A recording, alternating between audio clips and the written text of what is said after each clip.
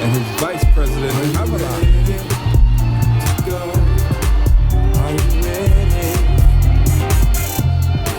Yes, it's time to make our dreams come true. Come true. No more negativity in our way.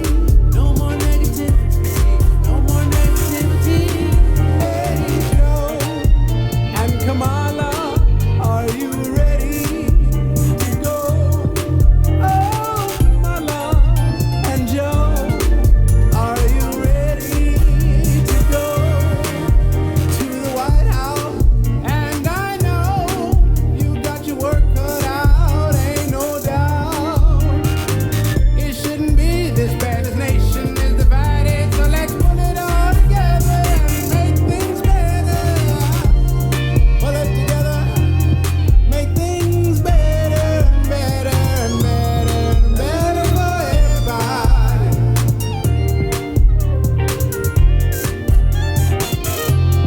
Better for everybody.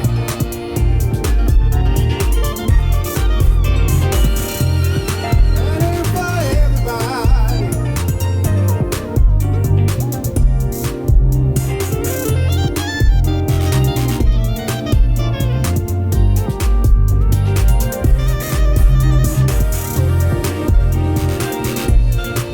And I know you got your work cut out, ain't no doubt.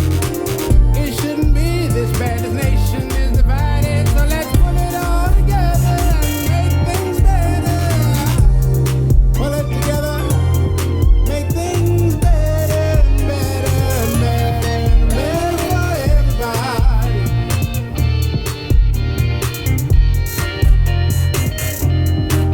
Better for everybody.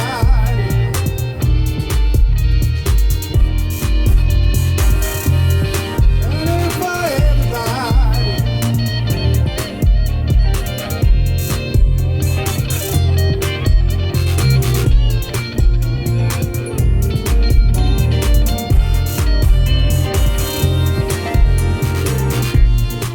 And I know you got your work cut out, ain't no doubt. It shouldn't be this bad. This nation is divided, so let's pull it all together and make things better. Pull it together, make things better and better and better and better for everybody.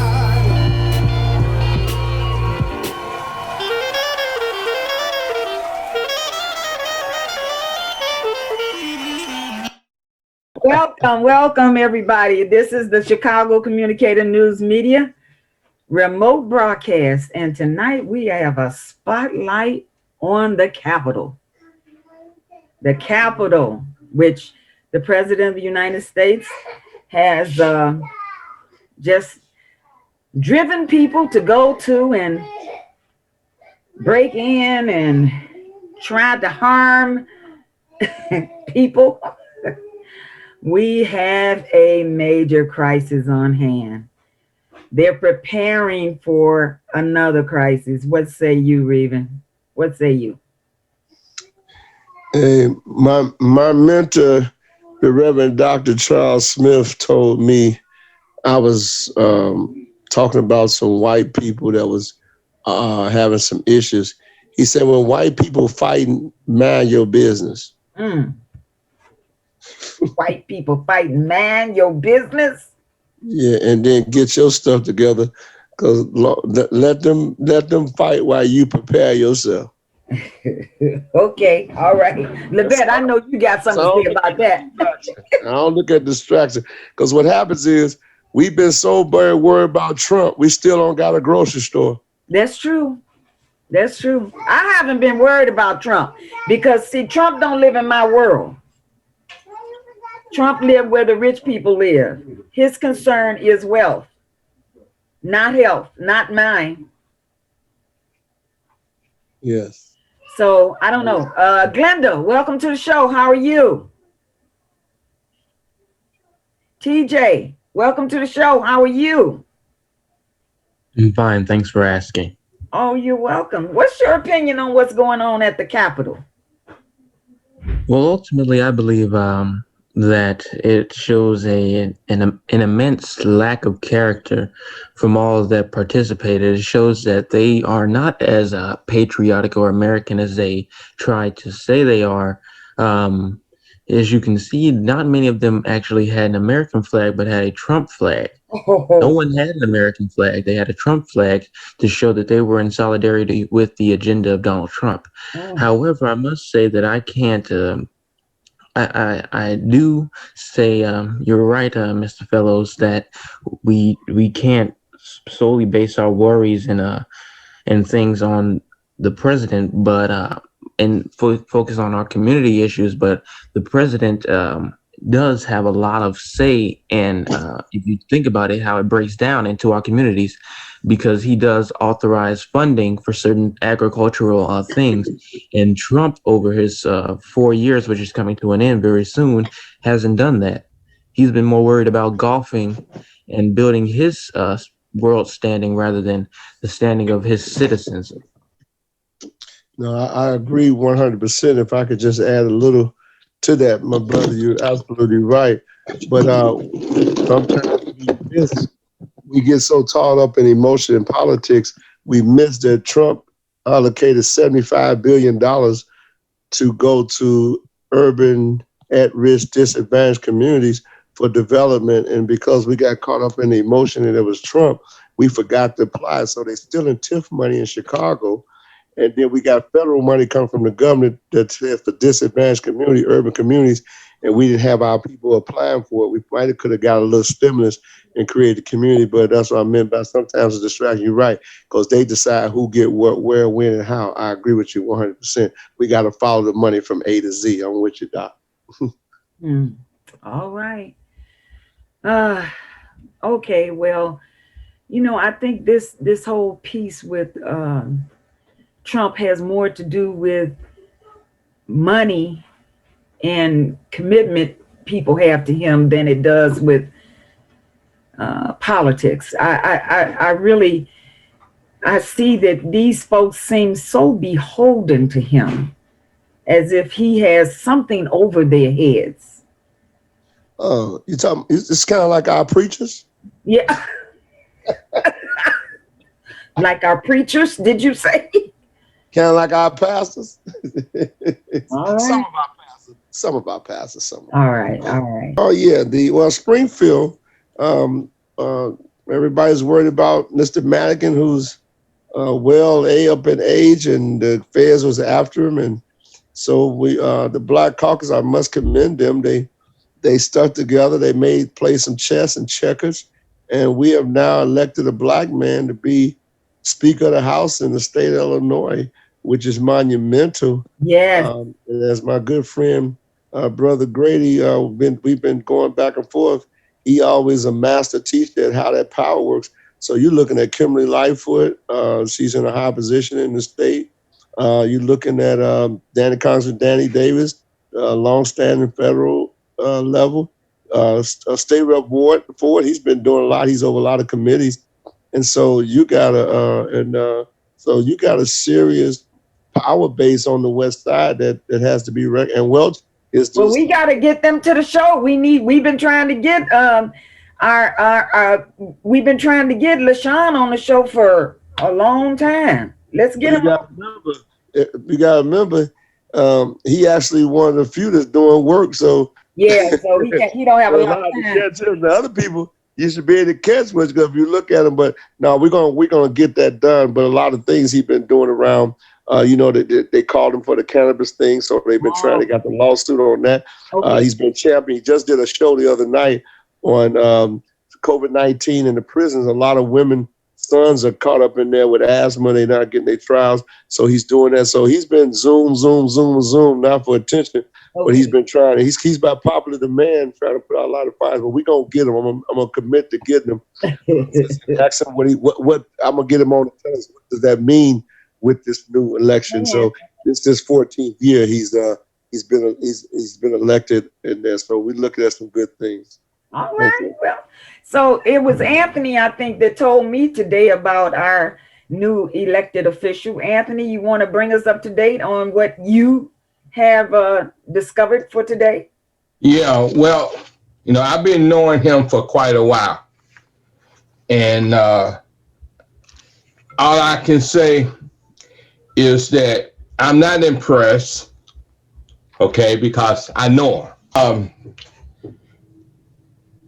He was president of District 209 School Board. And on that school board, he did a backdoor referendum that cost taxpayers a lot of money. And by me being on the board that oversee all of the school funds, that's naturally in my jurisdiction. Okay. And a lot of folks didn't like it, but one of his proudest moments is the math school over on Roosevelt and First Avenue. So if your child is bright, they can get into that school. Right. Okay. But the other problems that... Well, what if your child is not bright?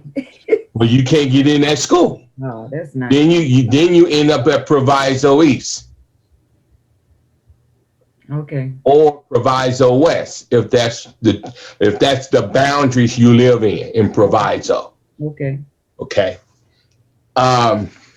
He left Proviso on bad terms with some of the board members of the school. And he also had some improprieties when it came to the women.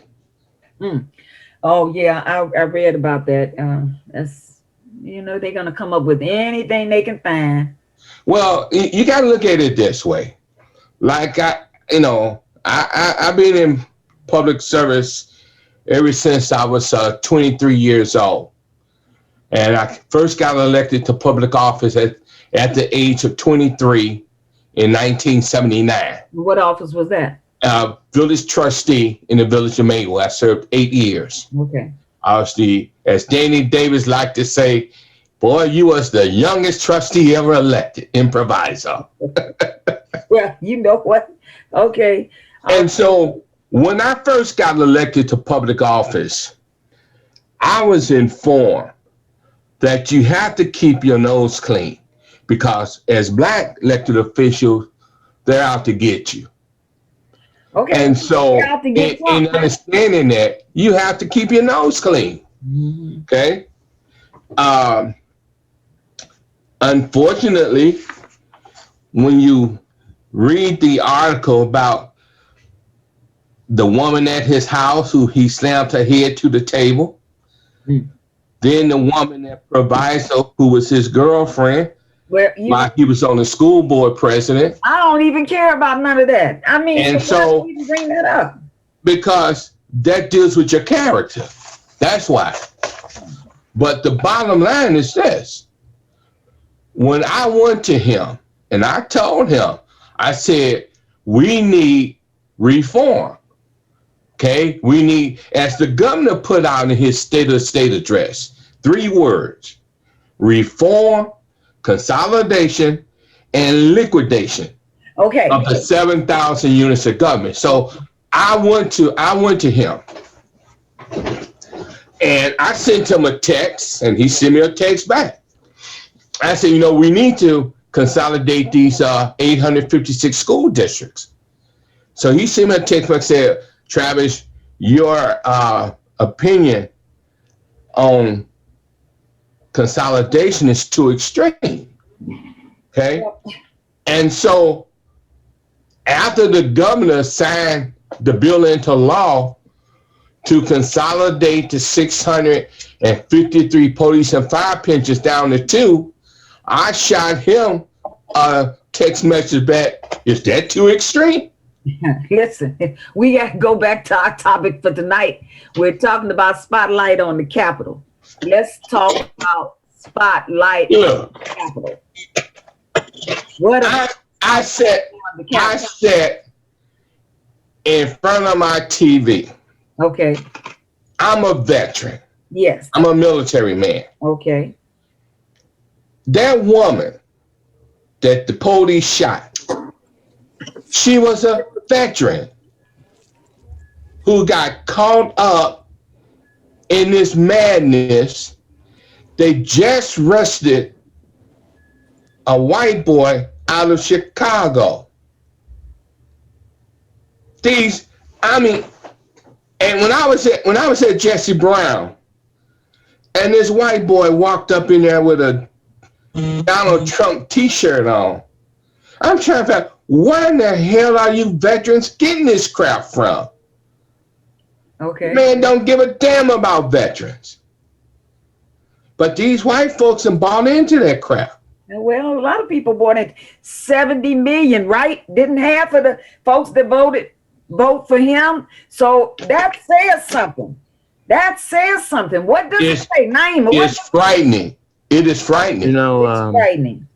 it's a lot of people, a lot of demographics who say, and this is completely false, that say, for instance, evangelicals, a lot of white evangelicals support Trump and say that he stands for Christian values. However, he completely goes against Christian values. Yeah. There are a lot of veterans who say that he goes, it stands for veteran affairs values. However, he disrespected the late Senator John McCain and called him a punk, and also said that he does not have respect for any person who was captured. We like the ones who didn't get captured. He was a prisoner of war when he served his time. And we are extremely grateful. However, Trump, who cannot see past anything that is not for his own personal gain, doesn't have respect for somebody who doesn't do something for their own personal. That's what I meant. I said he don't live in our world. Trump But he has don't. no clue about the life that we live as people living paycheck to paycheck, day to day. He doesn't live in that world, so he doesn't understand it. Well, you got to understand, once he became president, they did a report on him. He learned from a gangster out of New York. He did. That was his motto. This gangster out of New York. And so when you look at the tactics that he utilized, he had he's a gangster. All right. Well, I mean, mafia run everything anyway. What say you got? Not much.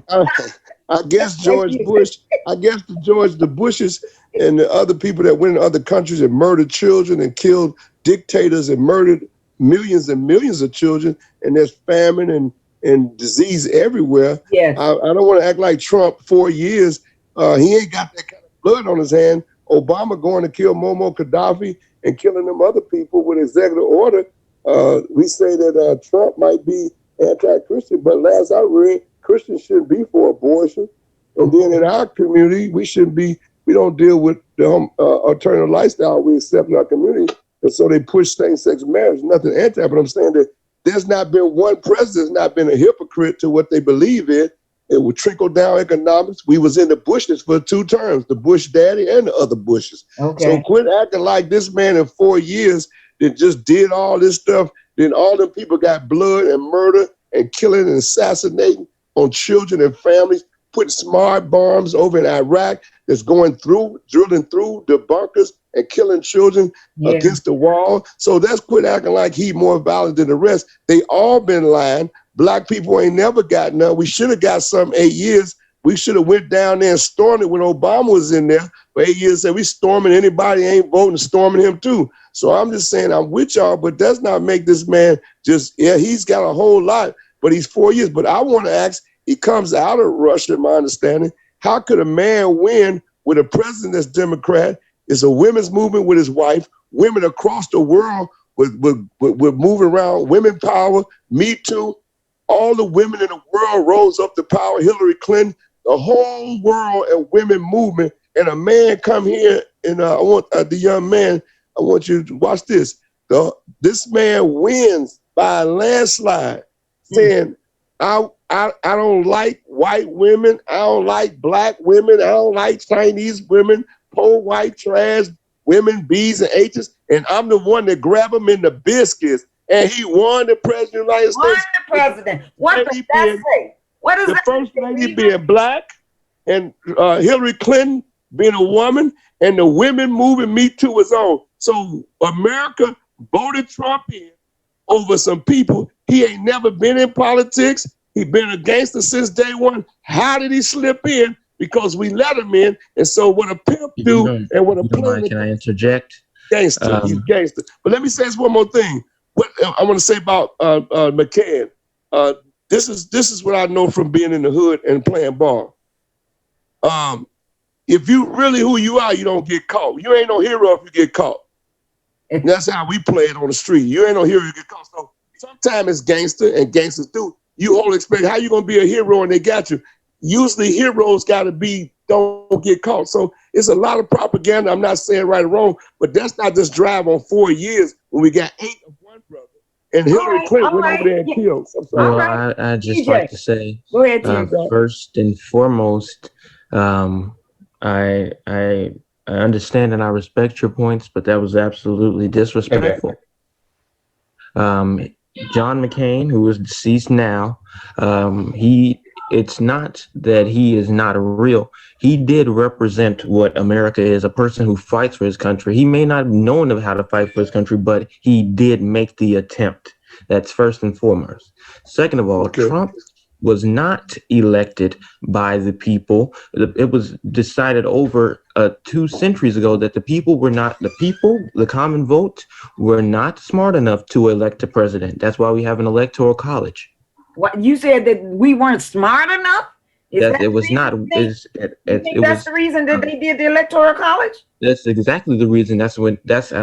When it was deliberated in Congress and the Senate and the House, it was spoken that regular citizens at that time were not as intelligent as we are now to elect a president who would fit the needs of the United States. And all this time, I thought it was because if the country size, the sizes were not equal, so that we would have more electors in one state over another, and that's why they did the electoral college, to make things even out. But and also along with this line of thinking, in my teaching, that they thought about this, that the little guy will elect a tyrant to the White House. The little guy. Yeah. Okay. And look what happened. Look what happened. It did happen. Okay. But you also got to understand. Yeah. And this is what I say to black folks and white folks. What?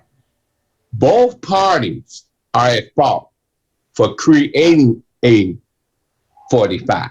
Yeah. Both parties created the environment, because both parties jumped in bed with Wall Street. And Wall Street turned their backs on Main Street. But it was Main Street who bailed them out in 2008.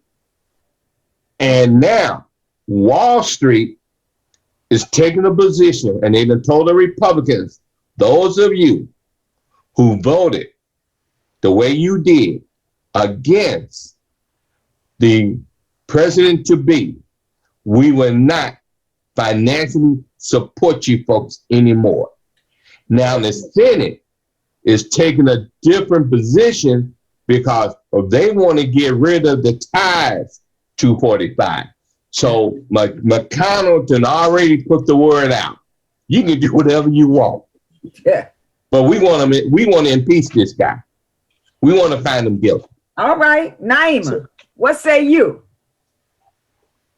What's your position? Yes, well, it is true that the Electoral College was created by the elites, because they wanted to make sure that they kept control over who was elected to the top position in government. And they have always more or less controlled who can get to that top spot. It's always been about someone being from the wealthy class and somebody being connected to the business owners and the lawyers and the people with farming interests and all of the people who originally formed this country. So there was an elite economic class that they wanted to keep in power. And that's really what the Electoral College was all about, to keep that group of people in control. Absolutely. So now we see what happened and how President Trump, 45, wanted to try to take the Electoral College and make them change the vote. That's what he wanted. Your sound must have went out. What say you, Levette? What's your opinion? Oh, good evening, everyone. Good evening. I think Naima's voice. It's so many angles to what we're experiencing, and there are many truths. Mm-hmm. So I'm listening to all, and from how Obama governed to the Bushes to Trump. Yeah. And Trump became invalid to me when he tried to have 5 innocent Black men killed. And his position has been to have no respect for anyone who is not of his class. Mm-hmm. Yes, That's why he was able to hang with that's why he was able to hang with Hollywood Black people, because they had money. And that's why he had a lot of friends. That's why he always says Oprah and Gail were my friends. And they were. That was an elite group of people. And they made a mistake and let this guy get in. That was not their intention. And so he came also with an agenda. I think as he saw what he had inherited, that it could be a means for him to escape the debt that he was in. Yeah. So because he's been in debt for a while. Well, he made a lot of money. And he knew that to promote chaos and division. Yes. He was told methodically how to destroy this country. When he had that first meeting with Putin, yes, and nobody was in the room, yes, that's when he was told the secrets to being a dictator. Oh. And he carried out that plan step by step. Yes, he did. One way is to divide the people with untruth. You tell one side one thing, and then you do another on that.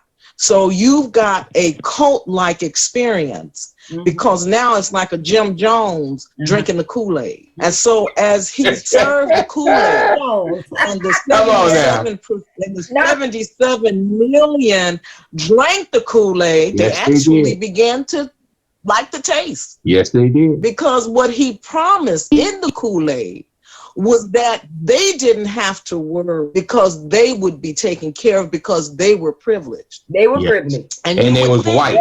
Why did all of these white people who didn't get any benefits under him, who are in the same position as far as poverty? Yes. So there was an illusion of righteousness that they would get if they could just hold on. And so the perception now in his mind, the way that he dislikes Black people, if you just thought about all the Black countries, he called them shithole countries. He said this, that, and that. So you could understand the perception of his demeanor as far as how he really feels about the dark race. And so as he moved forward, what he can't tolerate right now, today, is that there were Black people that kicked him to the curb. He doesn't know how to handle that. And so he put the dog whistle out to the white supremacists, the Proud Boys, all of them. You cannot let me go down and let Black people rule. It's not about Biden in his mind. It's about the numbers, that's why do you think all the counties that he's going after to disenfranchise the vote are Black? So you got to think, what's that story all about? So it's not about dogging him out as a person or as a president compared to the other presidents. We're in this now. We're talking about this man who's in charge, who just unleashed a demonic spirit onto the people that serve us. Whoa! Danny Davis, he's not the best, but that's my brother. I live right around the corner from him. This man unleashed terror on the people that I know. Bobby Rush, these people didn't deserve that. And so this man is a demonic spirit that didn't care what happened to people as he put the dog whistle out for them to go and attack. So there's no remedy to him other than to strike his name from every cornerstone, as he did Obama when he came in after Obama. Everything that Obama did, he wanted it struck from the records. So let's do him the same mercy. Now, what's that you holding up? My queen just talked about the Proud Boys. Did you know that I was pointing out to y'all last week that the chairman of the Proud Boys is a Latino? What? Yes. The chairman of the Proud Boys is a damn Latino. Yes. You know, I agree, sister, we dealing with now, but I'm a historian and a researcher. And I believe in Sankofa to watch passages when we were kidnapped, brought here. The first Lincoln didn't free the slaves. And so I agree with you, but I do know that I like to look at similarities. I watch pimps and gangsters and brothers. So Trump is pimping and gangstering and pimp or die. I see it. But the other piece is I do know a brother. And again, I don't want nobody to think it's anti-Obama. I'm a man. I deal with facts and what I'm looking at. I saw the banks and mortgage people come in the Black community, Inglewood, Lawndale, and all Black communities, and rape us with mortgages and redlining and just wipe us out. 40-10, was it 40-50? 40-50. And so we elected. And they're still doing, and they're still, and it's still happening. I got you. And it's still happening. So that means that let me get to my point. I'm with you, Star. This ain't an endorsement or this ain't anti-nobody. We can say what they did and how they came. But Reven, this is the deal. Listen, this is the deal. We've been fractured. You know what? We can't come in a room and be together on one cause. So they know they can come at us. They know that if we are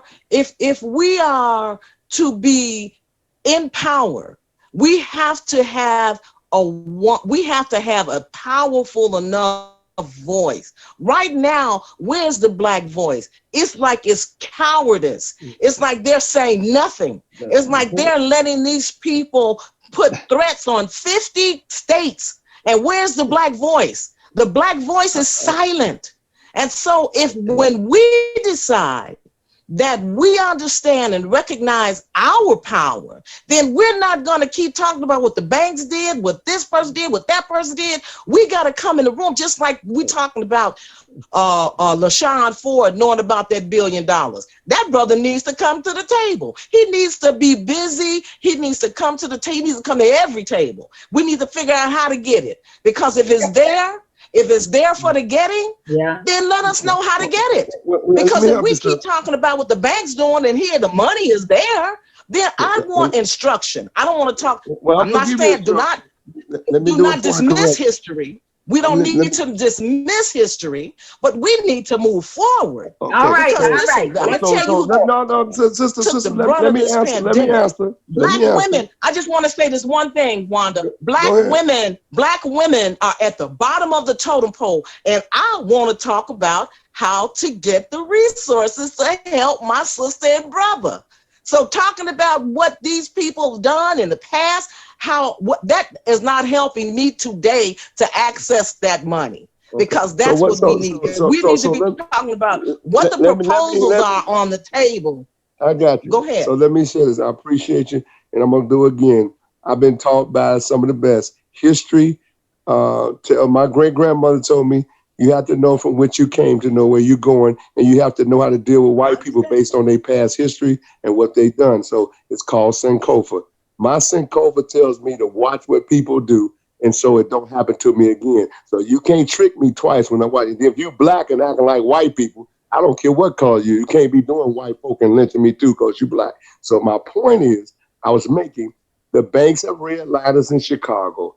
And I'm saying when Obama first got in, he bailed the banks out who had destroyed my grandmama, my big mama, your big mama. All the banks got bailed out that had already been overcharged, redlined, and wiping black people wealth out. That was the first thing he did.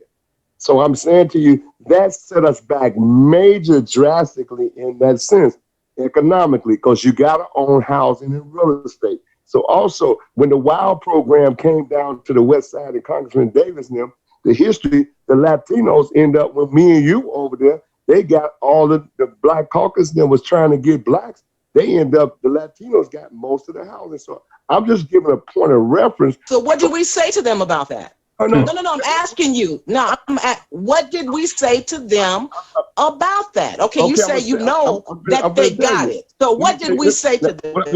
Well, we had every national leader in Chicago, every national organization, and we got 89 black elected officials. We don't own nothing. What we did was the Black Church, Black Pastors Organization, we keep giving black folks pass without accountability and want our children to be accountable when we're not. So that's what we did. We gave excuses. We started partying, driving Cadillacs, stepping and partying, and forgot that we supposed to create now. So the Latinos. No. I'm not saying, no, Reven. No, that's not what I'm saying. I'm saying, what did we do constructively? Those that are the think tankers. Those we didn't do nothing. Leaders, we didn't do nothing. Those that we didn't do nothing. Reven said that.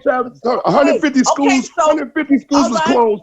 150 schools was closed in Chicago with all the national civil rights leaders, all the black organizations, and we let them people close 150 schools and gentrify our children. And now we got rats, roaches, and asbestos in the schools. And the Latinos got $98 million, built 13 new schools with no black content. Our black people, the black pastors, black church, black leaders have been silent. That's why we in this mess. We ain't saying nothing, no accountability. You're right, we cowards, but I want to say this again.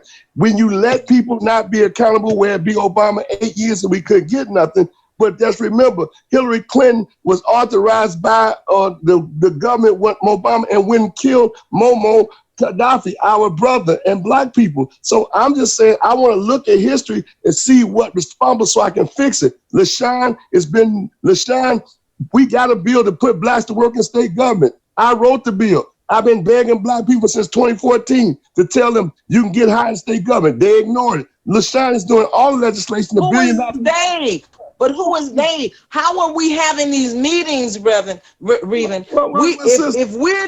If you're saying it to this person, that person, and they're not responding, then we have to hold whoever these people. No, again, there is no accountability. Can say, I sent that proposal to the Cultural Arts Council. Hold on. I'm saying this. If you had sent that proposal to me, and that was documented in your records, you can come back and say, well, Ms. Haynes, what did you do when I gave you that proposal? And I can say, listen, I made this call, I made that call. This is my results. So we need to hold accountable any organization or anybody in leadership that you have presented this to, and call them to the carpet. Because if we continue this conversation, which the Kerner Commission report said that we're in the same position 50 years later that we were. We're in the same like we are. If we're not doing, if we don't have new strategy. The topic. Hold on. What are you saying something, TJ? Yeah, I just believe that we've gone off the topic of what happened on this past or the weekend or not, sorry, not the weekend, but Wednesday at the Capitol, I think that we've gone to speaking to something completely different and have moved to more of a local level. And I believe that we should be speaking on a federal level. This is something that somebody on a federal and congressional level has orchestrated. And I don't know how we veered to local levels and organizations, but I think that the spotlight must still be on those who organize this. Yes. And PJ, can I just piggyback on what you just said? When I talked about the congressman locally, then now we're talking about him being local. And the reason that we don't have power where the Capitol is because we don't have it locally. If we don't have a strong voice locally, how can we affect change in the Capitol? Now your topic is about what happened at the Capitol. Yes. And we have talked about those things. And the end result is we weren't there. This whole thing in the Capitol is about who wields the power.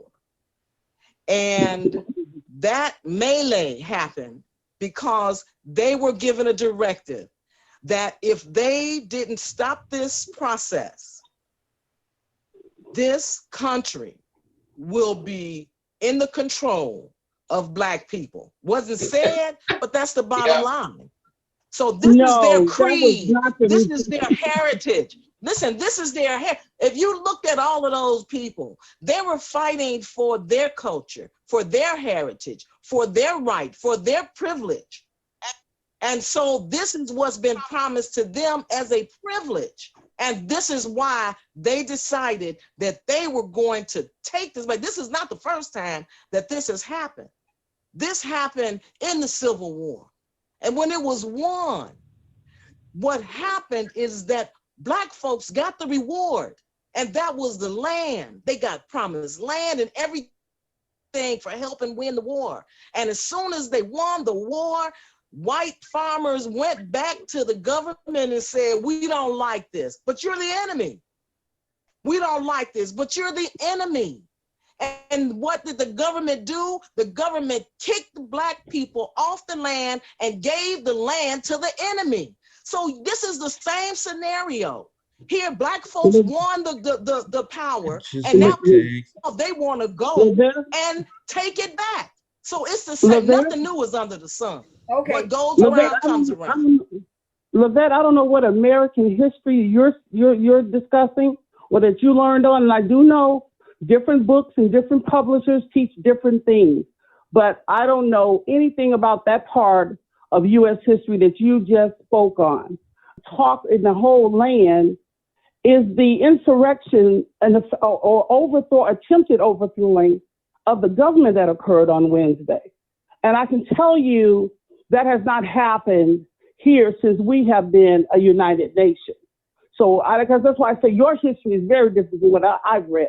Seeing as though it's only 13 minutes left, I think that we have to really take a step back and stop trying to make this an issue of race or of creed or of religion.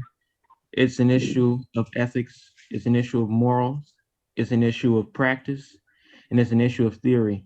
We don't hold Donald Trump to a standard that is acceptable. We say, oh, you know how Donald Trump is, and give him a slap on the wrist. That's entirely unacceptable. He is the president. He is the president. When he took that oath of office on January 20th, 2017, to faithfully execute the office of the presidency, he should have done that since that day. But however, he never done that. Every day since then, it has been a downhill event and landslide that has shown us what mistake not to make.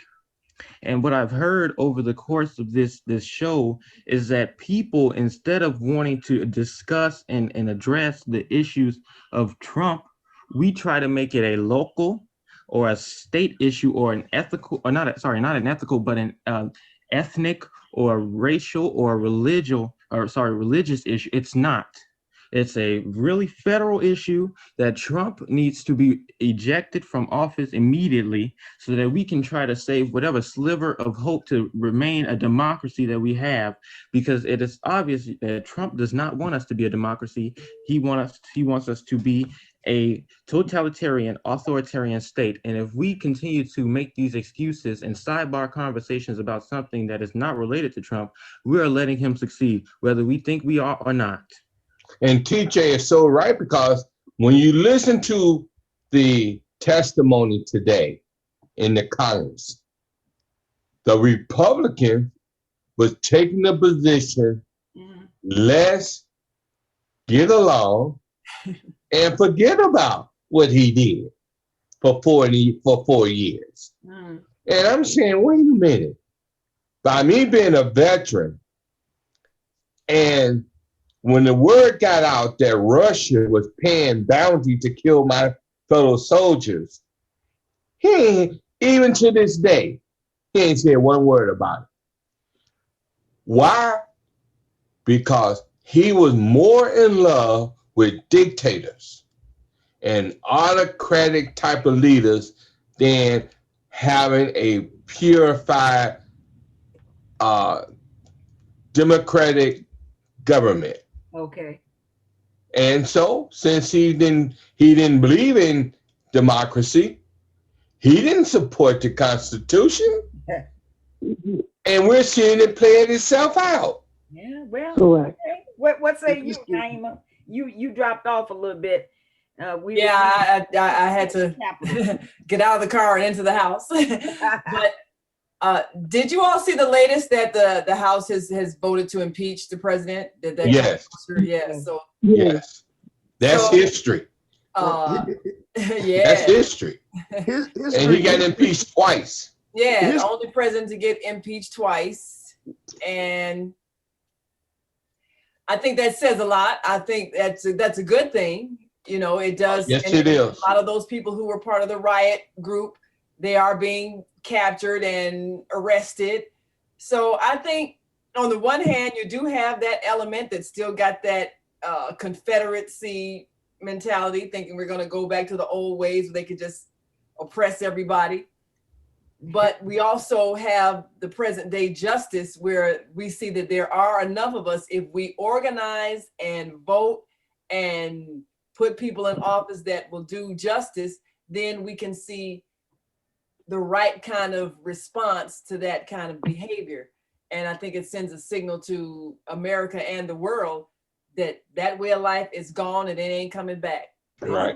All right, Jerry. The old South lost the war. They're not going to reclaim the United States of America as the Confederacy. They're not going to put back the old slave codes. That's not going to happen, because we are educated, we are aware, and we're not afraid, and we're taking over. And the sister in Georgia, she made it plain. You know, when we organize, we take over, and we should not be afraid to be in power, and we should not be afraid to be in authority, and we should not be afraid to change things and get rid of the old and bring in the new. Okay. Well, it's enough money and power in this country that we all can share and live a wonderful life. Okay. Jerry. Let me say this if I can. Yeah, go ahead, Raven. History serves it. Historically, you can Google it at the end of the day. And I appreciate, young man, what you said. All politics are local. Because what happened there affect here. If you not have any power base, Sister Naima, we got 89 Black elected officials in the state of Illinois, the largest in the United States. Before this, we had 59.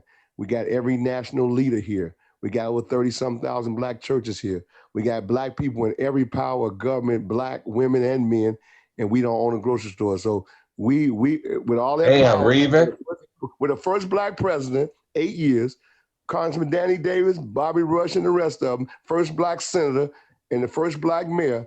I'm saying to you, the largest Black elected officials in the United States has been in Illinois. We don't own nothing. We don't rule nothing. We don't control nothing. We ain't got no school. We ain't got no blanks. So I'm saying to you, all politics is local. God bless you. All right. Jerry.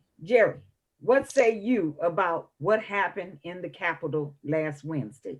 Well, I say that I want to go to that point that he made, that I think you said 89, I'm not certain of the number, but whatever number of elected officials we have, they have all been sort of in some kind of place where they weren't doing anything until the mess hit their front yard. And what do I mean?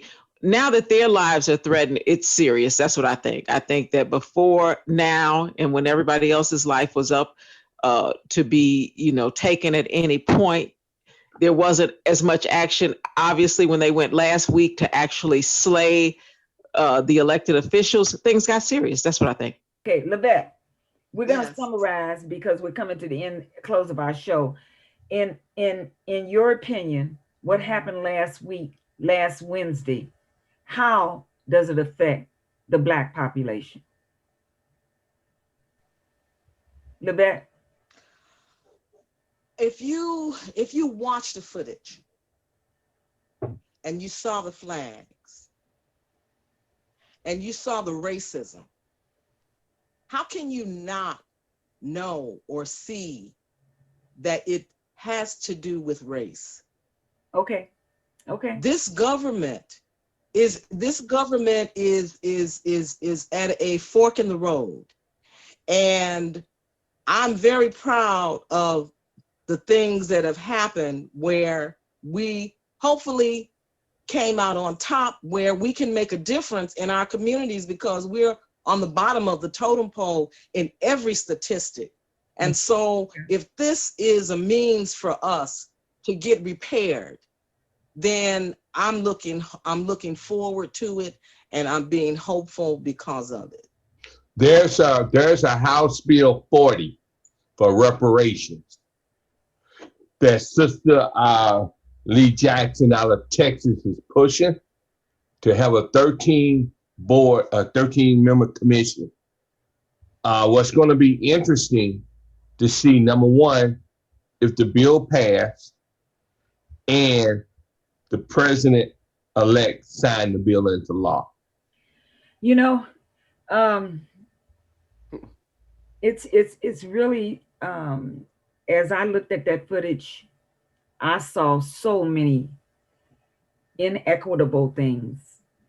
The first thing came to my mind was when those people broke into the Capitol and they chased the Black security guard up the stairs, or police officer, whatever he was. And I'm looking at them and saying to myself, what is going on?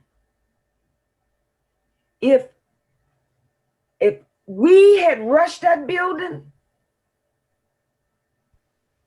we would not be here to tell the story. It wouldn't be no question. That's right.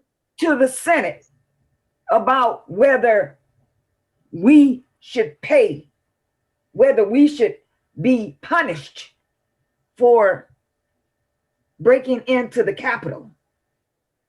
But I heard some of those senators this morning talk about the incident as if they had to go through a process in order to remove Trump, because they weren't following the right process. How could they just come to the table and want to have him? I heard these people, and it was so disheartening to me to hear them say, as if, what are we impeaching him for?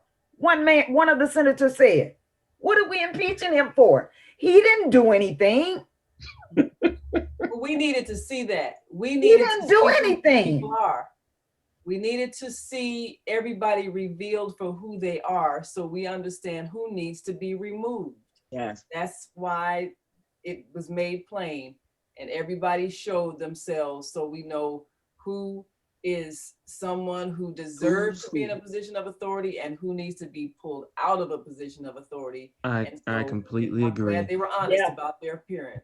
But for those senators are and who they're not. that did not vote to have him impeached. They should. For them to stand there and those are representatives. His actions. Those are they should be barred from the House. They should be barred. And there is a law. Can I just say one last thing? One last thing. What I did appreciate out of that Melee Wednesday was that they all revealed themselves. Yes, we were able to see America unveiled. Yes. Yes. And I really appreciate them coming out of the woodwork. In their eyes as they broke into that building, the animalistic characteristics they displayed. Did you see that, TJ? But the irony of all this is that when you think about what happened in slavery, when they taught the poor white man, at least you ain't black and you better than them. Who was that was telling me earlier this week that some white woman got knocked at the event? Some white woman got knocked down and she was saying they were treating her like they shouldn't shoot at us. They should only be shooting at the BLM people. The BLM people. But let me end on a funny note. I gotta eat organic food. He said, his mother said when they arrested him, he can only eat organic food. So y'all need to let my son go. No restaurant, this is jail. You don't place no orders. Wow. Menu. Wow. You lucky if you get a Happy Meal. Oh wow. But listen, let me say this. Look, not the holiday. I do know a couple of guys. I do know a couple of guys that's been in and out, and they said, look, one thing for sure, we did eat organic because we had to go to the farms and pick the food. So we might not know that is organic food. In that matter, the judge actually did grant him that request, so he will be eating entirely organic food. Wow. That's interesting. Wow. That's interesting. Thanks for that information, PJ. TJ, how many of us get our menu requests when we go to jail? Come on now. I know, right? Oh my goodness. Well, when I went to jail, they told me all I could have was water. Oh, stop it. Stop it.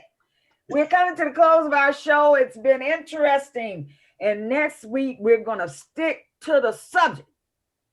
Even when it takes us off the subject, we're going to come back. See you next Wednesday. I enjoyed y'all. Thank you so much. Wanda. Have a great evening. Great show. Great show. All right. Thank you. Bye-bye.